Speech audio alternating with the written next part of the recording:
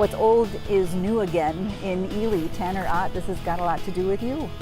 Well, we've been working on a handful of historic buildings in Ely. This one behind us is the James Drug. It was built in 1887. It was the James Drug business for over 100 years. That's what the town knows it by, and we still call it the James Drug building.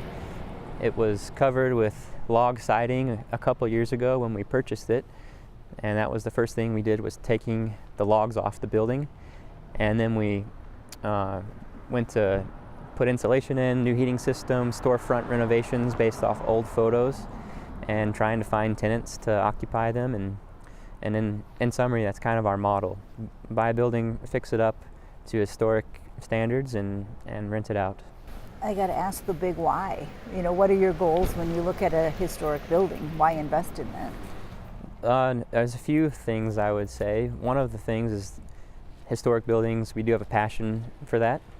We have a passion for seeing the changes and seeing people using the spaces when they're done.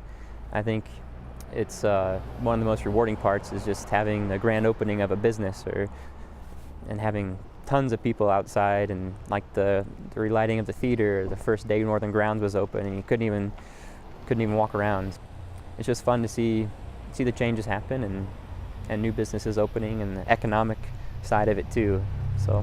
And when you do a project like this, do you do it for the tenant? Do you do it, how far do you bring a building when you are imagining its new use?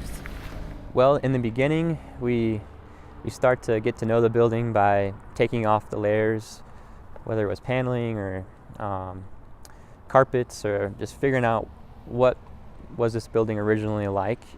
And sometimes that's gone, but sometimes you'll get lucky and something's hiding behind one of the layers.